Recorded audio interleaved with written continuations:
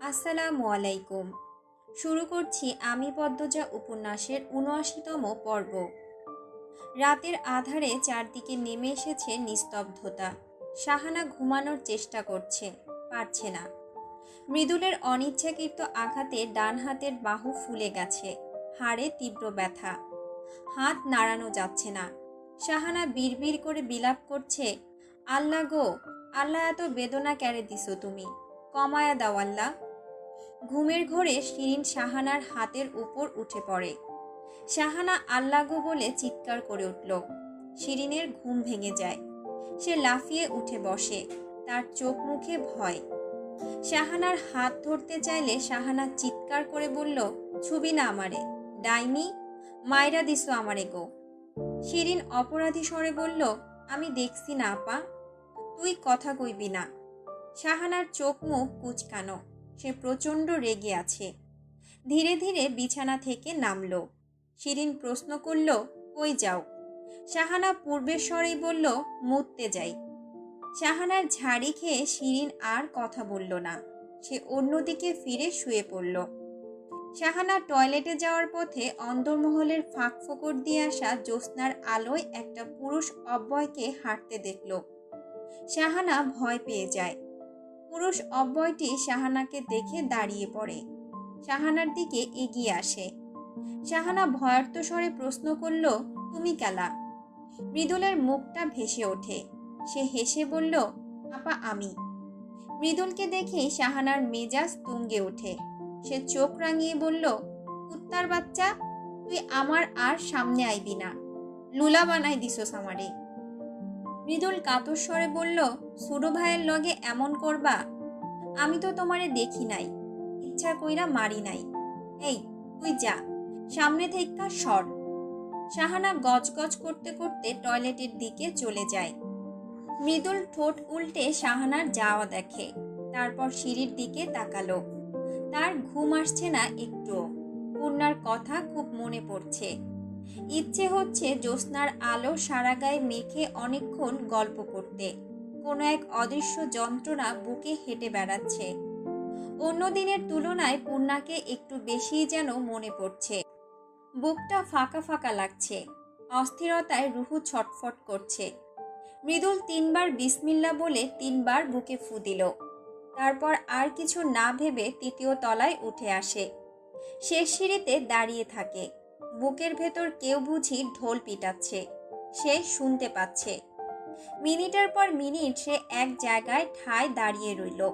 তারপর কবুতরের মতো ডাকলো। মৃদুল যে কবুতরের মতো ডাকতে পারে পূর্ণা আর মৃদুলের পরিবার ছাড়া কেউ জানে না। পূর্ণা যদি জেগে থাকে তাহলে মৃদুলের নকল ডাক সে চিনতে পারবে, তারপর নিশ্চয়ই সাড়া দিবে। মৃদুল পূর্ণার জন্য আরো কিছুক্ষণ অপেক্ষা করল। পূর্ণার দেখা নেই। মৃদুল ভাবল পূর্ণা ঘুমে বোধহয়, তাই সে আর অপেক্ষা করার কথা ভাবল না। চলে যাওয়ার জন্য ঘুরে দাঁড়ালো। তখন দরজা খোলার শব্দ কানে আসে। মৃদুল পিছনে তাকাতে গিয়েও তাকালো না। যদি পদ্মজা হয়? মৃদুল দ্রুত চলে যেতে উদ্যত হয়। তখন পূর্ণা ডাকলো, দাঁড়ান। মৃদুল ঘুরে দাঁড়ালো। সাদা রঙের উপর নীল সুতোর কাজের নকশিকাঁথা গায়ে জড়িয়ে পূর্ণা হেঁটে আসছে। মৃদুল পূর্ণার সাক্ষাতের আশায় ছিল। যখন পূর্ণার সাক্ষাৎ পাওয়া গেল, বুঝতে পারল তার দম বন্ধ হয়ে আসছে, অস্বস্তি হচ্ছে, অদ্ভুত এক যন্ত্রণা হচ্ছে, তবে সেই যন্ত্রণা প্রাপ্তির। পূর্ণা সামনে এসে দাঁড়ালো, বলল, ছাদে চলুন, তারপর কথা বলবো। দুজন একসাথে ছাদে উঠে আসে। ছাদে উঠতেই রাতের পৃথিবীর সৌন্দর্যের ঐশ্বর্যময় সমারোহ চোখে পড়ে। আকাশে ইয়া বড় চাঁদ। দুজন মুগ্ধ নয়নে চাঁদের দিকে তাকালো। সৌন্দর্যের মাদকতা ছড়িয়ে পড়ে দুজন প্রেমীর মনে। মৃদুল পূর্ণার দিকে তাকালো, পূর্ণাও তাকালো। চোখাচোখি হতেই দুজন হেসে ফেলল। মৃদুল প্রশ্ন করল, ঘুমাও নাই? না, ঘুম আসছিল না। একটু ভালা লাগতাছে? হুম। ভাবি ঘুমে? হুম। ভাবি কিছু কইছে? পূর্ণা মুখ ভার করে বলল, না। অনেকবার প্রশ্ন করেছি ভাইয়ার সাথে কি হয়েছে, মুখে গলায় কিসের দাগ? আপা উত্তর দেয়নি। আপার মুখের উপর কথা বলার সাহসও হয়নি। মৃদুল দীর্ঘশ্বাস ছেড়ে বলল, কিছু একটা তো হইছেই। আচমকা মনে পড়েছে এমনভাবে পূর্ণা বলল, তবে আমি ঘুমের ভান ধরেছিলাম। তখন টের পেয়েছি আপা নীরবে কাঁদছে। আমার খুব কষ্ট হচ্ছে আপার জন্য। আপার কিসের কষ্ট না জানা অবধি আমি শান্তি পাবো না। আমির ভাইয়ের সাথে কিছু হইছে? ভাইয়ার দেখা পেলেই হতো, বলল পূর্ণা, তার দৃষ্টি আকাশের দিকে। তারপর আবার বলল, কাল লিখন ভাইয়ের খবর এনে দিতে পারবেন? পারবো, চিন্তা কইরো না। লিখন ভাইয়ার ঠিক হইয়া যাইব। পূর্ণা আর কিছু বলল না।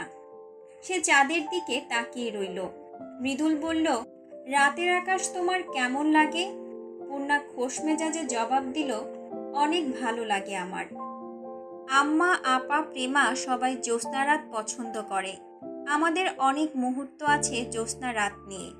আপনার কেমন লাগে? মৃদুল হাসল। তারপর বলল, রাতের আকাশ কোনোদিন আমার দেখার ইচ্ছা হয় নাই। এমনি রাইতে বার হইলে বার হইতাম, আকাশ দেখার লাইগা বার হইতাম না। প্রথম তোমার সাথে দেখতে আইলাম। পূর্ণা মৃদুলের দিকে তাকালো, তারপর চাঁদের দিকে তাকিয়ে বলল, এত সুন্দর মানুষের পাশে আমার মতো কালো মানুষকে দেখে চাঁদ কি লজ্জা পাচ্ছে না?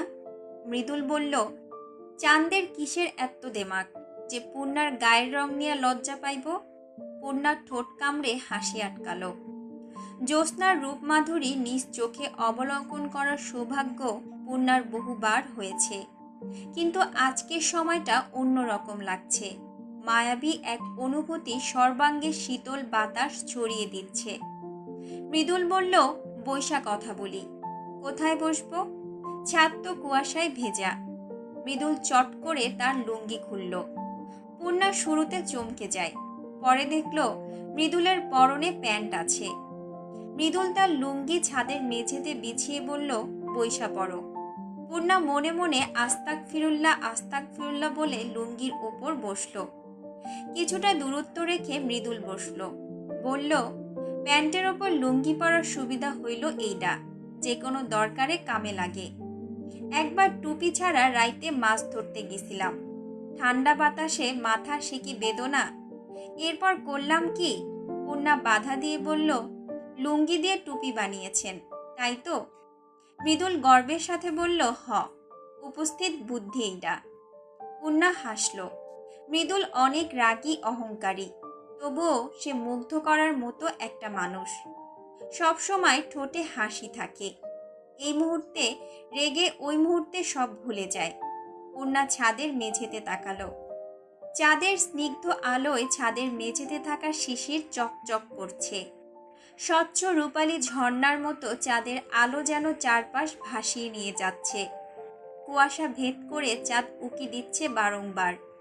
দুজনের মাঝে পিন পতন নীরবতা নেমে আসে। নীরবতা ভেঙে মৃদুল ডাকল, পূর্ণা। হুঁ? আমার কানতে ইচ্ছা হইতাছে। পূর্ণার হৃদয় কেঁপে উঠল। সে মৃদুলের দিকে মুখ করে বসল। বলল, কেন? জানি না। আমি যখন যেটা চাইছি পাইছি। এই প্রথম কিছু পাইতে গিয়া ভয় করতাছে। কি সেটা? মৃদুল সরাসরি পূর্ণার চোখের দিকে তাকিয়ে বলল, তোমারে। তোমারে পূর্ণা।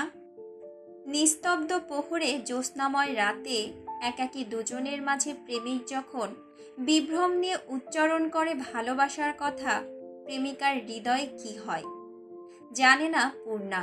তবে তার বেলায় সে দম বন্ধকর এক অনুভূতির স্বাদ পেয়েছে। সব পাখপাখালি তাদের নীড়ে ঘুমাচ্ছে শীতে, শুধু প্যাঁচারা জেগে আছে। থেমে থেমে তারা ডাকছে, কনকনে শীতল হাওয়া বইছে। পূর্ণা মৃদুলের এক হাত ধরে বলল, আপা সবসময় বলে ভাগ্যে যা আছে তাই হয়। আল্লাহ কপালে যা লিখে রাখেন তাই হয়। পূর্ণা চট করে অন্যদিকে ফিরল। তুমি আপনি করে আর কথা কইবা না, তুমি কইবা। পূর্ণা বলল, পারবো না। যা কইছি হুনো, নইলে কিন্তু। কি করবেন? ছাদ থেকে ঝাঁপ দিয়া মইরা যামু। পূর্ণা ভুরু কুচকালো, বলল, এসব কি কথা? দেখাইতাম ঝাঁপ দিয়া। মৃদুল গুরুতর ভঙ্গিতে কথা বলছে। এই ছেলে দেখানোর জন্য ঝাঁপ দিয়ে দিতেও পারে। পূর্ণা বলল, আচ্ছা থাক, লাগবে না, আমি তুমিই বলবো। মৃদুল হেসে বলল, তাইলে কও, কি বলবো? তুমি? তুমি। মৃদুল হাসলো, হাসলো পূর্ণাও। আকাশের বিশাল উজ্জ্বল চাঁদটি আর তার সাথী তারাদের নিয়ে পূর্ণা মৃদুলের প্রেম কথন চলে সারা রাত। দুজন মুঠো মুঠো চাঁদের আলোকে সাক্ষী রেখে কাটিয়ে দেয় মুহূর্তর পর মুহূর্ত। দিনে একটা অঘটন ঘটে যাওয়ার পরও প্রকৃতি তাদের মনে প্রাণে প্রেম নিয়ে আসে গোপনে। এ যেন কোনো কিছুর ইঙ্গিত, নয়তো অসময়ে কেন এমন সুসময় দেখা দিল। কাকডাকা ভোরে আমির হাওলাদার বাড়িতে পা রাখল। সে সবে মাত্রই ফিরেছে। মাথা তুলে দাঁড়াতে পারছে না। ঢাকা থেকে নিয়ে এসেছে নতুন বোঝা, যে বোঝা তাকে নুইয়ে রেখেছে। যখনই সে গোপন যুদ্ধে জয়ী হলো, দেখতে পেল আলোর রেখা, তখনই সামনে নেমে এসেছে ঘোর অন্ধকারের দেয়াল। সুখ নামক বস্তুটি নিমেষে আড়াল হয়ে গেল। এই পৃথিবী যেন তার বিরুদ্ধে চলছে। সে অনুভব করছে এই পৃথিবী আর তার নয়। বিষের বাতাস ছড়িয়ে আছে চারদিকে। পায়ের নিচে জমিন আর তাকে চায় না। শত শত অভিশাপের গুলি কানে বাজে। অভিশাপগুলোকে তো সে হেসে উড়িয়ে দিয়েছিল। তাহলে তারা জীবন ফিরে পেল কি করে? আমির জানে না। লতিফা অন্দরমহলের দরজা খুলে আমিরকে দেখতে পেল। আমির লতিফাকে দেখে মাথা উঁচু করে, ঢোক গিলে বলল, ভাত আছে, ঠান্ডা হলেও চলবে।